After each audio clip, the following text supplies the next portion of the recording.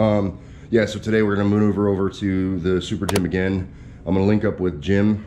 Be my first time seeing him since he got hurt, and he has since had surgery and stuff like that. So I'm gonna link up, I'm gonna do some benching, and then hopefully Jim and I can sit down and talk a little bit about, you know, what he went through in his experience tearing his bicep. So I'm gonna maneuver downstairs, catch a bus, and get over there. Here we go. One thing about being here in Korea is air quality. It comes up and down, right? Right now the air quality is shit. I can tell. It's like there's just this haze. So if I get a longer shot where I can get a longer field of view, I'll try to turn the camera around, see if you guys can get a sense of like the haze, but it's pretty noticeable, at least in person. So that's something that I'm very unaccustomed to. Anyway, maneuver over to the bus here.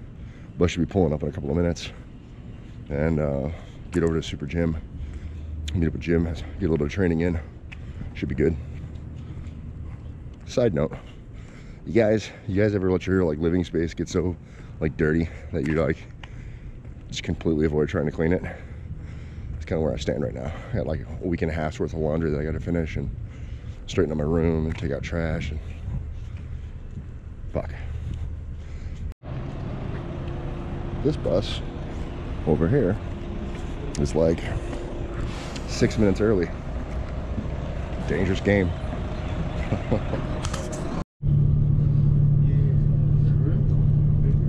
See the buildings off in the distance there? Got that haze about them. That's just air quality. Bad air quality. And as I promised you, I'm sitting here with Jimbo. How you guys doing? And if you guys will recall, during the video for talking about TrainTrue, you know, I mentioned that Jim tore his bicep, but I didn't want to cover it in that video just because, yeah, like I said, I really wanted to highlight how amazing TrainTrue is as a facility, so that, you know, people around the world and here in South Korea can see the facility and kind of put some eyes on that brand new facility.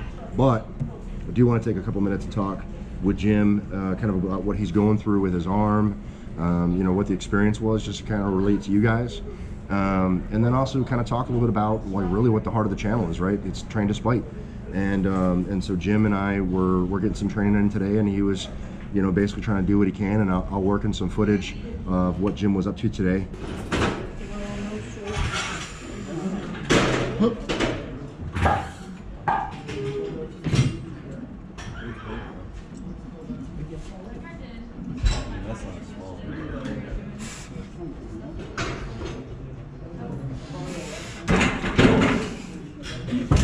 Oh man, Jim tore his bicep like 3 weeks ago or some shit like that. Had it repaired like 2 weeks ago.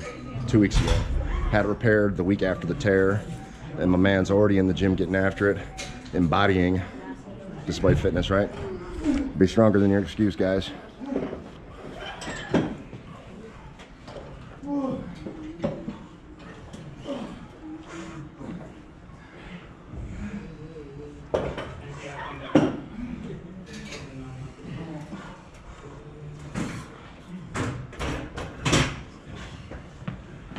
Smooth, easy. How's that feel in the arm, Jimbo?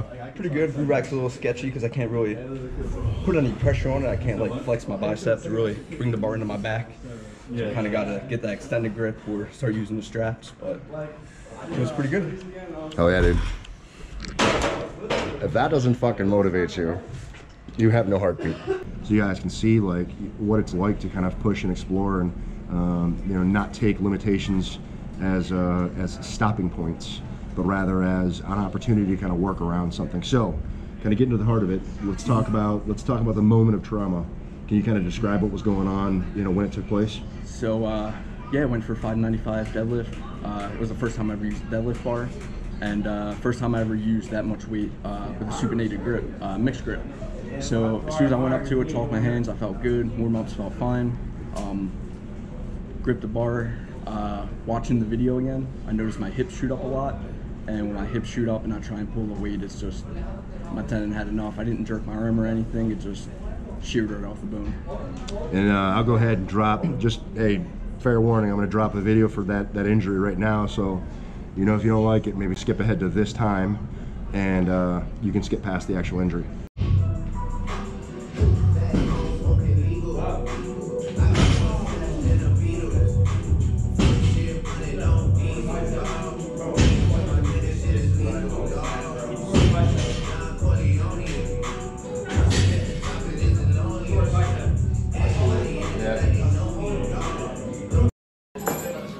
Let's go, Jim.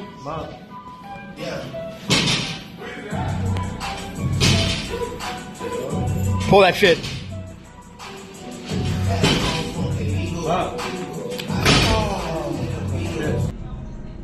All right, so now that you've kind of seen, you know, the moment of trauma, and I think you could probably hear the pop if you if you turn the audio up enough. If you want to go back and check that out, I'm pretty sure that that's what that is. So immediately following the injury, you know, what was on your mind? Not being able to train like I used to, recovery time being extended here in Korea because they have to do surgery on it. So that's what I thought about the most. Yeah, I mean, like, you know, just like anybody else, you know, at the moment of trauma, you know, there's a lot of fear and anxiety over the injury itself, and then a lot of unknowns about, you know, how everything will unfold.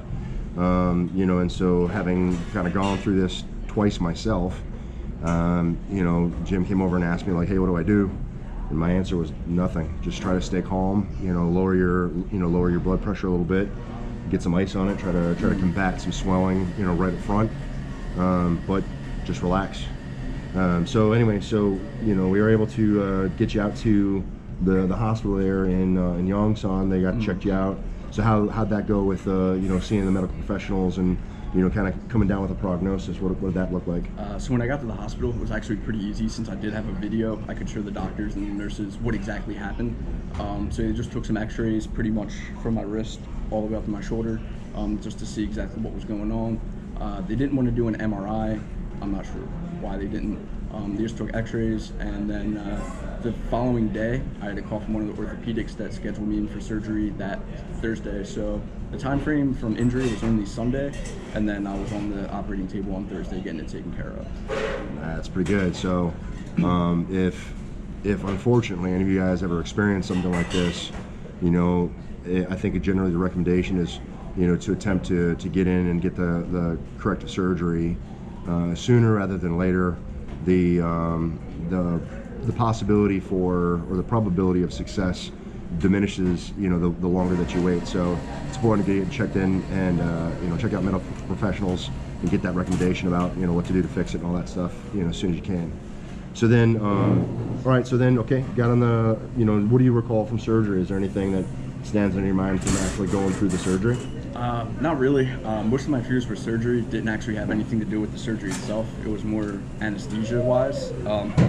When I was talking to the anesthesiologist, I was like, my two main fears are, one, waking up during the surgery, because I've never had surgery before, mind you guys, and two, which totally contradicts the first fear, is not waking up after the surgery.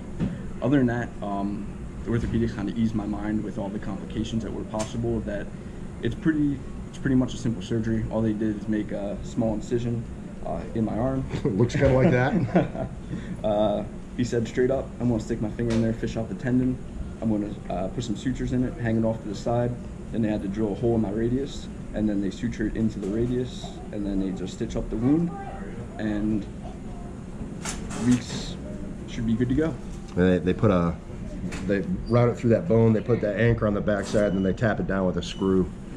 So yeah, it's good times. All right, so now in the wake of that surgery, you know, what are you kind of experiencing now that we're basically, you know, a week post-op? Pretty much, there's no pain associated with it. I have a little loss of sensation in my lower forearm, up to the incision up to my wrist. Other than that, nothing too crazy. I'm in this brace that limits my mobility. I'm only limited to a certain degree of flexion, but I have unlimited extension. So I'm just working with what I had, pretty much, doing what I can. Which is weird for me because I was reverse. I could have full flexion, but I was very limited on my extension. So when Jim was telling me that he can straighten his arm out, like, that blew my mind. Because at least for me, after my surgeries, I would not have wanted to extend my arm, because like getting to here started to become painful for stretching out that tendon. So for me, it took time to get that tendon to fully stretch out and elongate. So it blows my mind that his is completely the reverse of both of mine. But you know, it seems to be in good comfort. You know, was able to do some training and stuff today. So you know, I'll show a clip of you know, Jim doing some arm work right here. What are we doing here, Jim? Tricep extension, you know, week out of surgery, and just see what I can still do. Wait a minute, hold on. You mean you're exploring what you're capable of, even though you're injured? Absolutely. That's fucking insane. Just trying to mitigate as much muscular atrophy as possible. Right. So it's the same thing I've always preached on the channel, guys. You know, even if you got some issues, some shortcomings, some flaws, injury, whatever, there are things that you can do. And if you have enough intestinal fortitude, get yourself out there and test a little bit, you can surprise yourself. Fucking take a page out of Jimbo's book here. And you know, so you can see, like, you know, what we were talking about is being exploratory, right? So just figuring out what you can do. And so I guess, like, that's really the overall message of this. I mean, because, like, you know, a bicep tear, you know, all things considered, is a fairly common injury. I'm sure that there are many of you that may see this that have experienced it. Unfortunately, there's probably a few of you that are watching this that will experience it at some point in time.